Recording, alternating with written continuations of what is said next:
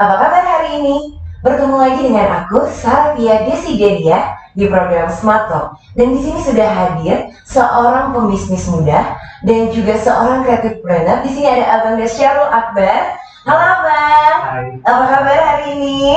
Alhamdulillah baik. Alhamdulillah. Nah, Bang Syarul hari ini akan bercerita kepada kita tentang bagaimana seorang creative planner menghadapi pandemi COVID-19. Yuk kita ngobrol-ngobrol dulu sama Bang Syarul.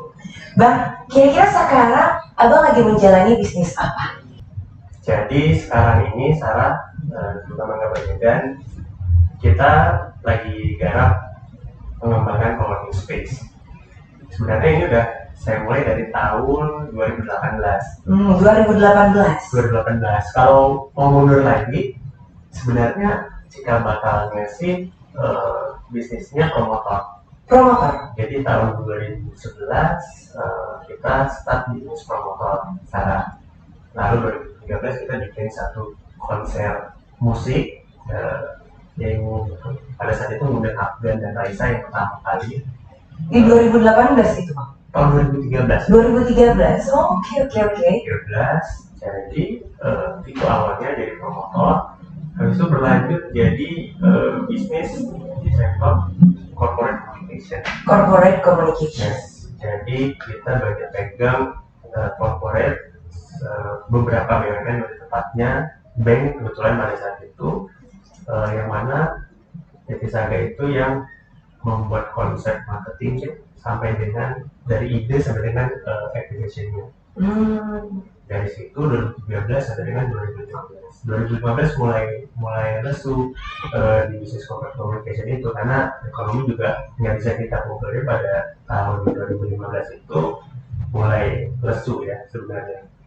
Jadi kita mulai berpikir bisnis apa nih sekarang yang oke gitu kan, yang sustain, yang tidak mengharapkan perusahaan lain ketika ada pemangkasan anggaran kita nggak terhambat, ya kan? Karena pada 2015 itu memang kita akuin beberapa BUMN itu memangkas anggarannya. Jadi kebutuhan primer yang ditambahkan, lalu sekunder, dan pada waktu itu marketing itu adalah salah satu kebutuhan sekundernya. Bahkan beberapa perusahaan itu jadi kebutuhan tersier, terpotong lah gitu. Jadi kita putar otak 1 tahun 2 tahun mikirin ide siapa. Terakhir kita pikir hilirisasi dari produk ini yang sustain, yang bisnisnya based on hasil itu adalah co-working space. Co-working space yang di dalamnya itu ada event space. Kita kan backgroundnya konseptor event ya, lalu organizer, communication.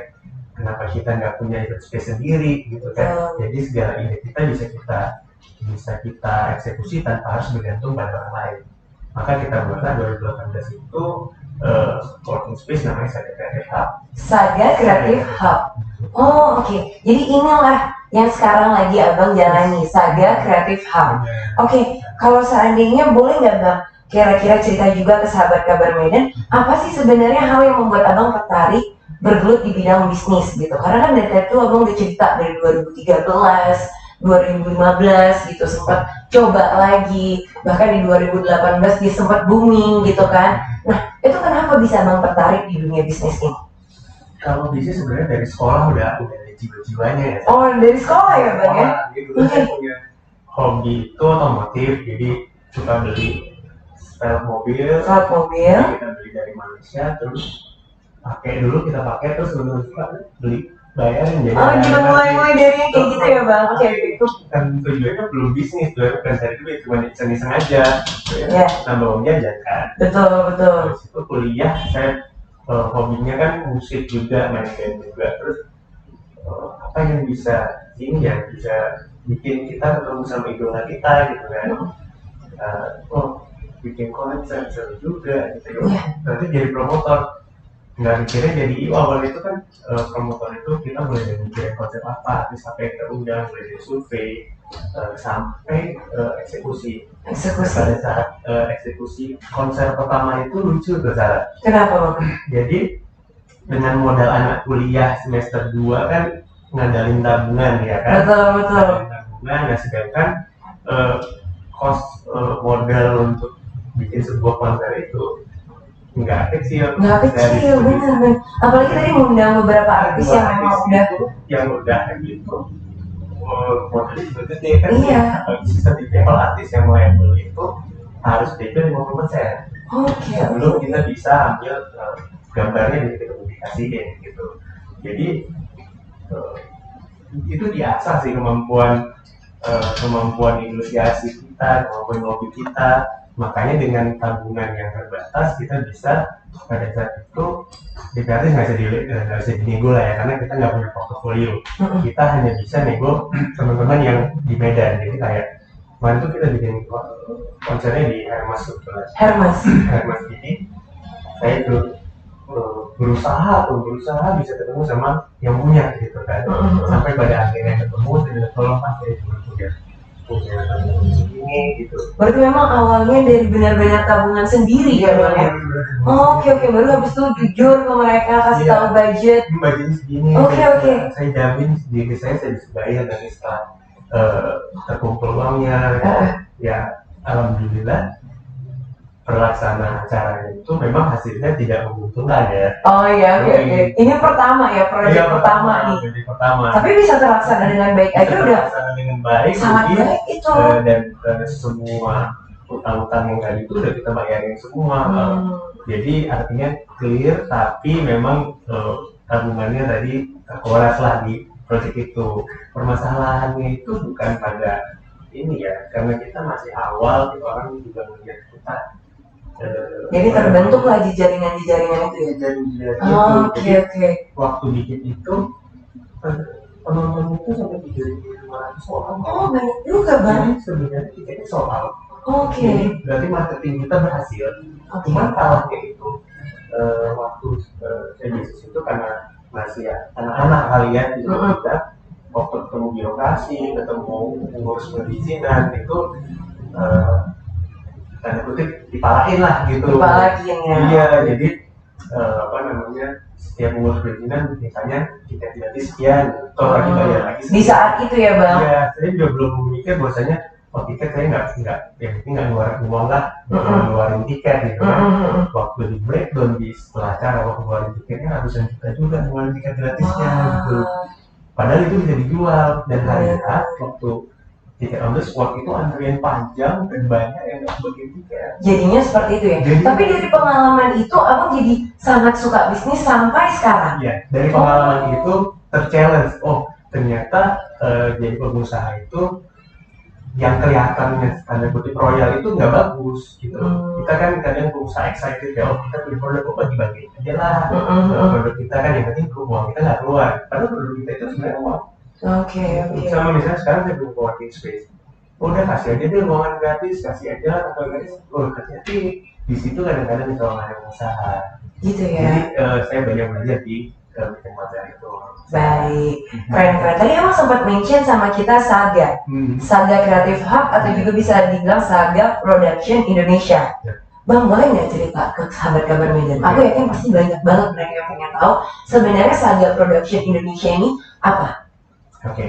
Sebenarnya kalau Saga Production itu adalah bisnis promotornya.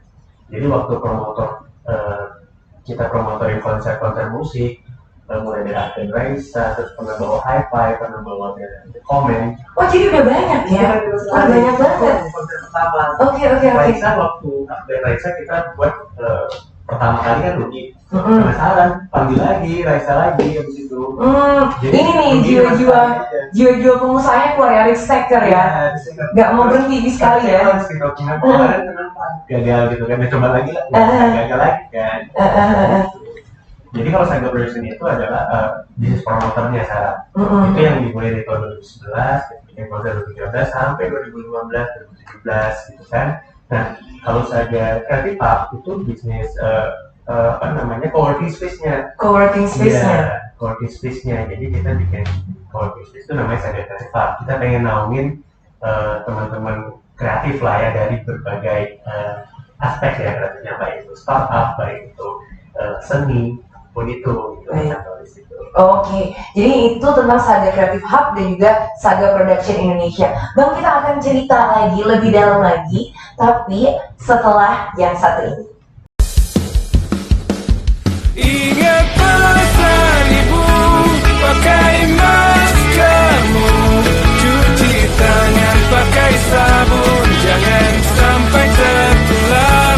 Ingat selalu pesan ibu, jaga jarakmu, hindari kerumunan, jaga keluargamu.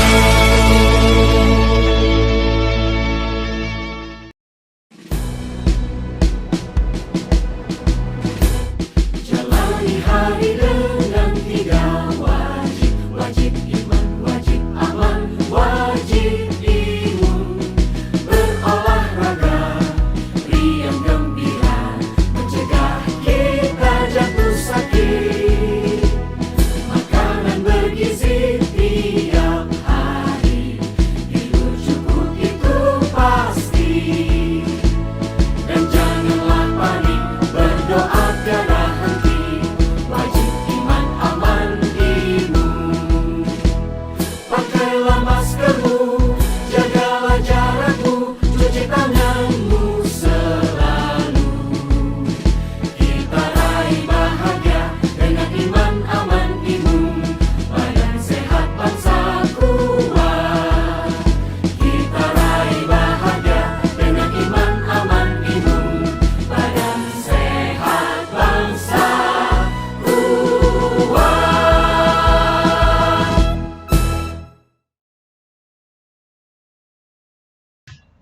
Kembali lagi di Smart Talk bersama aku, Sarvia Desideria dan Bang Syarul Akbar.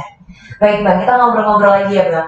Kalau tadi Abang udah mention tentang Saga Production Indonesia, Saga Creative Hub. Nah, kami mau tahu nih Bang, kira-kira waktu pas pandemi COVID-19 hadir di Indonesia, apa yang Abang khawatirkan dengan keadaan bisnis Abang saat itu? Oke. Mungkin saya ngobrol awal pra pandemi ya. Jadi pra pandemi itu kita bisa bilang kan Januari ke Februari, Maret lah kita bilang. Itu saya masih overconfident Overconfident. karena wah kita anak kreatif gitu kan. Masalah kayak gini sih bisa kita atasin gitu kan mikirnya. Kita kan juga ada ini ya waktu awal pra covid itu saya lagi pegang proyek untuk soft skill school dengan kementerian, salah satu kementerian. Nah, waktu awal pra pandemi itu singkat aja, mungkin bisa lihat 3 minggu sebelum heboh di Indonesia. Tapi Malaysia dan yang lain udah itu ketika kita jalan kan, kita udah kontrak, udah jalan, terus Indonesia tetap darurat tuh pada saat itu kalau aktif. 18 Maret, ya benar, karena 19 Maret itu kita udah benar-benar dikasih tahu bahwa COVID-19 sudah sampai di Indonesia, kan gitu Bang. Jadi pada saat itu 18 Maret, kalau nggak salah itu hari Sabtu, yang pada saat itu Menhub yang kena COVID, Senin dapat panggilan dari kementerian itu. Saya datang, terus saya samperin, bilang ini kita pindah ya dari kelasnya tatap muka jadi online. Oh oke, nggak masalah, kita sudah punya infrastrukturnya sudah lengkap. Jadi sempat berjalan kira-kira mungkin 2 bulan kali ya, 2 bulan dari kontraknya 4 bulan. Berjalan 2 bulan kita pikir aman-aman aja. Habis itu jalan 2 bulan ada telepon lagi Pak Syarul, ya Bu, ini kita harus stop lah. Kenapa? Kita kan bisa jalan online gitu kan. Kita mikirnya kan kelas online itu semua juga gratis. Anggaran kita ditarik semua bisa. Waduh, di situ saya bilang, wah, kena dampak nih gitu kan. Orang kan semuanya bisnisku dapat COVID, bisnisku dapat COVID, aku gimana? Masih jalan gitu kan. Paling yang terdampak itu sebelumnya ada yang sewa event space setiap hari jadi berkurang lah, karena kebetulan yang sewa itu refugee. Jadi oke, stop itu oke, nggak masalah, terlalu berpengaruh lah gitu kan. Kue kecilnya lah cuman kan, loh, kue besarnya udah kok udah terganggu nih, udah hilang. Iya. Itu jadi ya sempet juga tuh kantor tuh jadi, kalau ini studio vlog, kantor kita tuh sempet jadi studio Netflix. Studio Netflix? Iya, jadi teman-teman staff saya itu di kantor nonton Netflix, ya udah kita juga ikut aja nonton Netflix. Oke. Sempet, cuman nggak lama saat karena Nggak gini kita berpikir pra pandemi kita survive, pandemi oke, kita kena. Kenapa kita nggak mikir persiapan buat post pandemi gitu kan? Jadi oke, 1 minggu 2 minggu jadi studi Netflix, tapi habis itu kita bahas kita pengembangan apa gitu kan. Iya. Jadi dari situ mikir oke, kita coba undang teman-teman sharing, brainstorming gitu. Jadi beberapa teman datang ke kantor ngobrol, ya pada saat itu Saga tidak ada terdampak gitu kan, masih undang teman-teman, kantor masih ramai karena kita undang teman-teman itu sharing, bikin kita salah satunya kemarin Janas kan bikin itu kan, saya bikin webtoon. Benar, ya.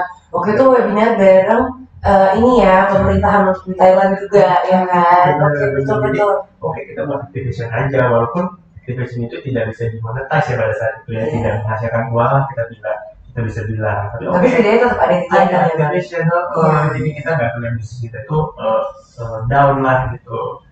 Ya, alhamdulillah karena kita ngelakuin itu pada saat pandemi itu, jadinya teman-teman organisasi, teman-teman startup juga kan, salah satunya startup Kota Medan melihat wah Saga bagus ya, desainnya oke, berapa nih bikin gini loh gitu kan, kita yang bikinnya sendiri, desain sendiri, sama bangun sendiri, oh bisa lah bangunin kantor kita, oh boleh. Jadi dari situ malah muncul perlombaan. Jadi per Agustus kita udah mulai ngerjain salah satu kantor startup besar di Indonesia, kantornya Bang di Medan. Justru itu waktu saat pandemi ya, Bang ya? Oke. Itu Agustus. September juga kita disamperin salah satu BUMN Tiongkok. Jadi kita harus pengusaha ini harus analisanya kuat gitu. Jangan langsung terhanyut dengan wah semuanya seru. Padahal di situ momentum. Kita waktu membahas gimana persiapan kita post pandemi, ternyata perusahaan gede juga sedang mempersiapkan buat rebound. Iya. Gitu. Jadi karena kita yang paling siap, kita akan menangkap peluang itu saja. Betul. Jadi dengan Tiongkok sekarang alhamdulillah Saga pra pandemi satu itu, pandemi dua itu saja. Wow, keren. Oke. Dan bisa nggak Bang sharing juga mungkin ke sahabat-sahabat di program Smart Talk ini, sebagai seorang creative planner, apa kesulitannya saat pandemi ini? Oke. Creative planner ya, kita dituntut lebih kreatif aja sih. Sama kadar ya, cenderung. Orang kreatif ini kurang effort gitu. Kalau saya lihat ya, dia sukanya nunggu bola, karakternya terlalu idealis. Betul. Dunia itu nggak selembut itu gitu, apalagi di dunia bisnis kita harus punya effort untuk mengejar sebuah peluang. Nggak bisa memang kita bisa desain yang bagus, kita punya ide kreativitas yang bagus, terus kita menganggap diri kita sangat dibutuhkan, nggak bisa. Iya. Sekarang era persaingan sudah nggak kayak gitu. Berarti harus punya daya juang lah ya Bang ya? Daya juang tetap kalau menjadi pengusaha. Oke, gimana menurut Abang cara bertahan dengan bisnis yang sedang dijalani pada masa pandemi COVID-19 seperti ini? Salah satunya pivot. Oh, Salah satunya ya. salah satunya. Jadi yang saya lakukan juga kan bisa dibilang pivot ya, dari bisnis real estate kita sewa coworking space tiba-tiba jadi konstruksi, jadi bangunin coworking space. Bayangin, itu kan bisa dibilang pivot. Tapi kalau bisa pivot itu nggak boleh jauh-jauh dari main bisnisnya. Jadi kita mengerjakannya juga menguasain kerjaan itu sehari. Oke. Contohnya yang kita lakuin, kita dulu waktu bikin coworking space ini kita mendesain sendiri dengan tim, kita bangun sendiri, gitu kan. Alhasil sekarang waktu diminta bangunin kantor orang lain, bukan kantor lain, kita bisa melakukannya. Kita udah punya pengalaman, kita punya basic. Betul. Wow, itu keren banget loh Bang. Jangan pula tiba-tiba jualan masker gitu kan. Sebelum-sebelumnya enggak salah juga sih. Nggak salah, tapi lebih baik seperti itu. Produknya tuh hilirisasi gitu dari produk awalnya. Oke. Jadi bisnis fundamentalnya kuat. Bisnis fundamentalnya kuat. Dalam dunia bisnis Bang, yang namanya relasi kan sangat penting. Abang bisa ceritain nggak bagaimana cara abang membina relasi dengan baik terutama dengan klien? Ya, yang tadi dilakukan itu Zah. Jadi waktu pandemi, waktu ada waktu ya, saya bilang, kita undangin teman-teman klien-klien di mana kita berhubungan, kita undangin, kita ajak ke kantor. Jadi yang paling penting itu adalah hubungan yang berkelanjutan. Kadang-kadang pengusaha banyak yang hit and run, dalam membina hubungan pun hit and run gitu kan, dalam menjalankan bisnis hit and run. Itu yang saya rasa nggak bagus. Profesionalitas kita itu sangat menentukan dalam kita menjalankan bisnis dan kelangsungan bisnis kita gitu. Baik. Dan itu sangat bagus ya Bang kalau kita memang bisa ke komunitas-komunitas juga yang bisa bantu untuk relasi-relasi kita. Oke. Dan kalau cerita tentang startup nih Bang, startup kan menjadi primadona baru untuk seseorang memulai bisnisnya.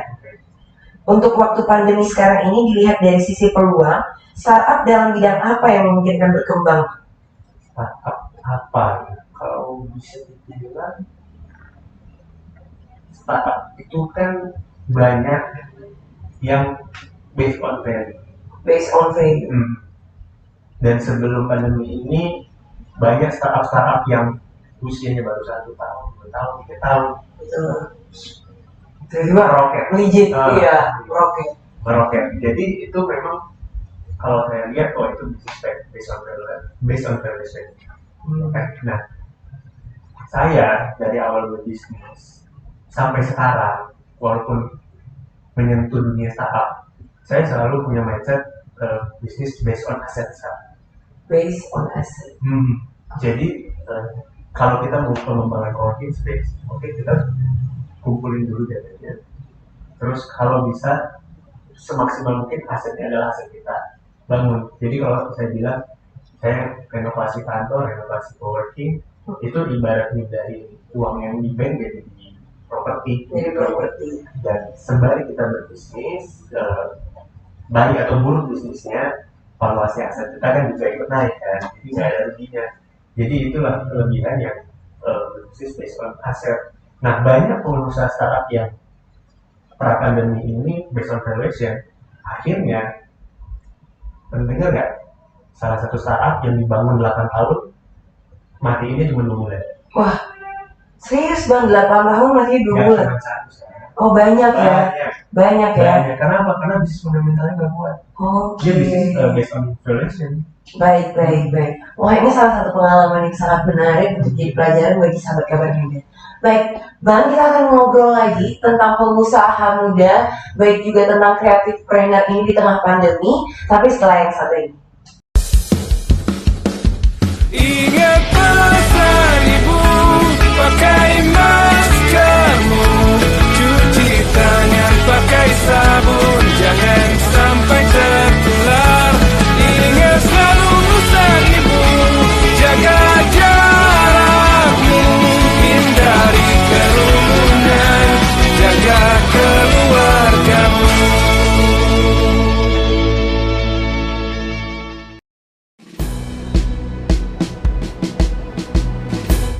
Jalani hari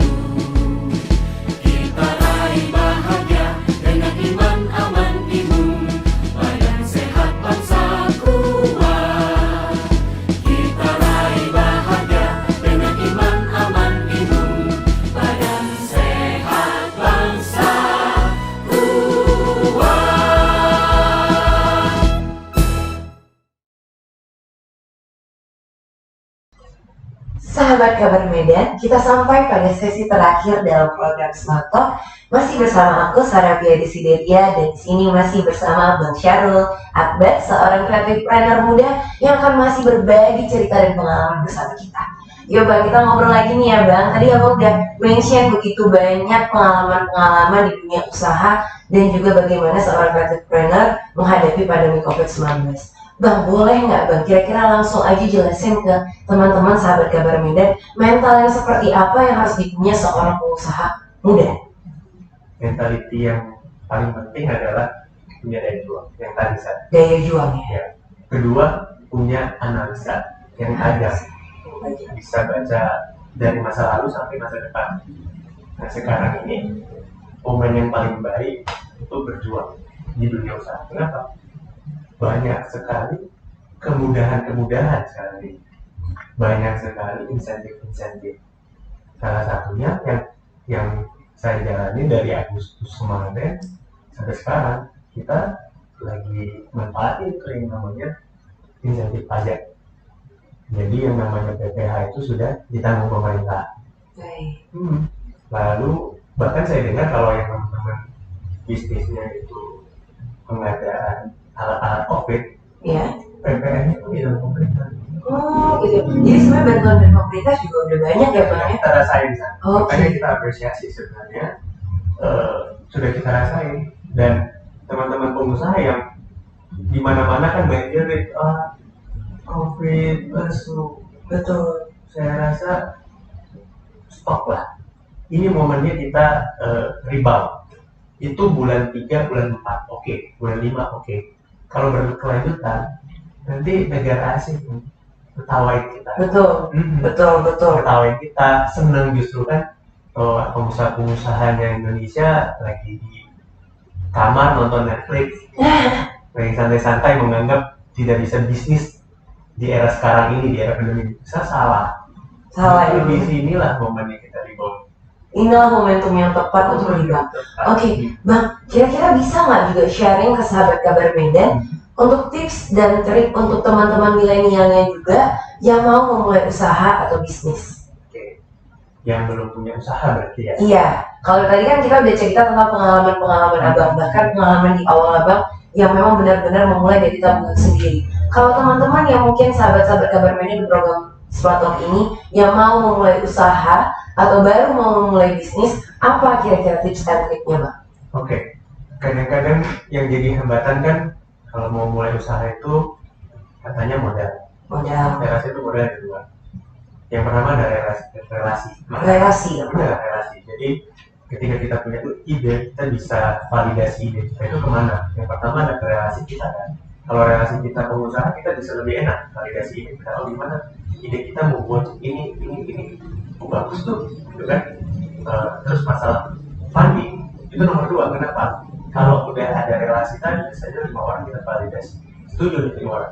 Udah kita crowdfunding aja. Saya selalu bilang funding itu ada beberapa macam. Ya kan ada self financing, ada bank financing, ada crowdfunding, ada lagi venture capital, dan ada IPO. Ya, jadi ada 5 tahapan itu yang kita bisa lakuin. Crowdfunding tadi sistemnya yang saya bilang, kalau kita punya relasi, kita validasi ide ke teman-teman kita 5 orang, yuk kita crowdfundingnya 1 orang 5 juta, kali 5 udah punya 25 juta. Betul. Saya rasa udah bisa jalan tuh. Betul. Terus dari aspek self financing sendiri, itu aspeknya luas kan.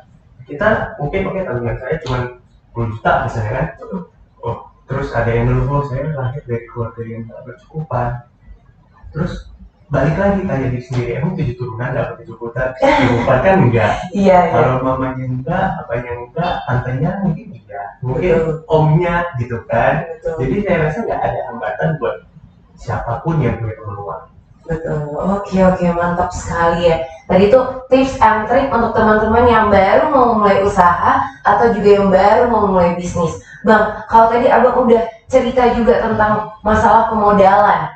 Itu kan secara nggak langsung tadi modal di awal, kalau modal dari secara financial itu nomor 2 gitu. Yang pertama tuh modal yang benar-benar dipentingkan adalah relasi. Kira-kira apa lagi nih Bang, kalau untuk modal selain dari financial dan relasi, ada lagi nggak Bang kira-kira? Oke, mungkin ini terkait dengan Cara terbaik untuk mendapatkannya juga bisa gitu. cara dapatnya ya. Mm-mm. Jadi contoh saya kan di jaringan pengusaha nasional. Oke, Di Japnas. jaringan pengusaha nasional. Oh ini Japnas ya Bang ya? Japnas Oke. Sumatera Utara kebetulan. Jadi di dalam Japnas itu juga banyak pengusaha-pengusaha yang punya spare uangnya lebih, tapi di bisnis dia sendiri tidak bisa di-develop lagi. Oke. Akhirnya dia sering nanya tuh, sering datang ke kantor atau telepon saya, Khairul, abang ada uang segini, ada nggak yang teman-teman perlu untuk di scale up gitu, perlu nggak di-invest gitu. Jadi artinya orang-orang begitu banyak, nggak usah di lingkungan luar, di lingkungan dalam aja banyak gitu loh Sat. Terutama di jaringan pengusaha nasional ini ya, Sumatera Utara ya Bang ya? Hanya Sumatera Utara aja, kalau Oke. kita selidikin di seluruh Indonesia berapa banyak lagi. Betul, betul. Makanya, jadi sebenarnya angel investor tuh ada di mana-mana. Angel investor. Ada di mana-mana. Mereka punya uang, pengen ngeluarin, yang pengen dapat return gitu kan. Iya. Itu banyak sebenarnya. Cuman kadang-kadang apa ya, nemuinnya nih, kadang mereka tanya saya nggak butuh gitu kan. Mm-mm. Kadang share ke teman-teman juga lagi nggak butuh gitu. Kadang banyak sih kan. Nah, tadi Abang sempat mention tentang angel investor gitu. Jadi gimana Bang cara untuk mendapatkan si angel investor ini? Nah, beberapa kali sering match Match ya, antara si yang butuh dengan yang investor. ya kan. Sempat ketemu matching itu kemarin pas aja momennya, dalam arti momen dia punya project lalu butuh funding ya kan, karena kebetulan modal saya funding kurang. Ya. Saya konekkan, kebetulan ada teman yang pengen kali invest tapi nggak tahu kemana gitu. Jadi kita kemarin konekkan, syukurnya konek, bisnisnya jalan dan berkelanjutan. Jadi setiap dia ada project lagi, temannya ini yang terus funding gitu loh. Dan Oke. returnnya tuh lumayan gede loh. Kalau nggak salah saya dalam 3 bulan dia bisa kasih 10%. Wow. Gede kan? Gede. Jadi sering ketemu gitu. Nah kemarin baru-baru aja juga saya dihubungin, Bang baru ini saya dapat project dari salah satu startup gitu kan, di Eropa atau juga teman-teman. Tapi memang itu saat kita harus dapat momennya yang sama-sama butuh Dan relasi yang tepat juga kan dan kita. yang tepat. Betul. Sekarang kan masa COVID ini memang kita akuin lah ya, orang lebih lebih hati-hati karena ada istilah cash king sekarang gitu kan. Jadi memang lebih sulit lah, wajar gitu. Tapi kalau memang kita bisa meyakinkan si angel investor itu bisa cocok, ketemu ide dan kepentingannya, saya rasa walaupun masa COVID kayak ini Bisa dijalani. Baik Bang, terakhir nih Bang, ada nggak pesan untuk anak-anak muda, terkhususnya sahabat Kabar Medan di program Talk ini dalam kewirausahaan? Oke. Saya punya pesan buat teman-teman pelaku usaha, baik startup, anak muda, jangan terbelenggu dengan pandemi, kan? Karena di tengah pandemi pun masih banyak peluang yang bisa kita gali, yang bisa kita ambil. Yang penting kita perkuat insting bisnis kita, analisa bisnis kita. Tetap saya pesankan juga bagi yang sedang menjalankan usaha di tengah COVID ini, tetap hati-hati karena memang medannya tidak sebaik sebelum pandemi. Medan bisnis sekarang lagi terjal lah kita bilang. Hati-hati dan jangan lupa tetap menegakkan protokol kesehatan. Oke, wow keren sekali. Jadi Bang Syahrul ini udah selain menceritakan tentang pengalamannya sebagai seorang entrepreneur muda dan juga sebagai seorang pebisnis muda dan juga yang merupakan ketua umum dari Jaringan Pengusaha Nasional Sumatera Utara ya Bang ya. Begitu banyak pengalaman dan pelajaran hari ini bisa kita pelajari. Dan sampailah kita di akhir dari program Smart Talk ini. Saya Sarapia Desideria dan di sini ada Bang Syahrul yang tadi sudah bercerita tentang kita seorang entrepreneur muda.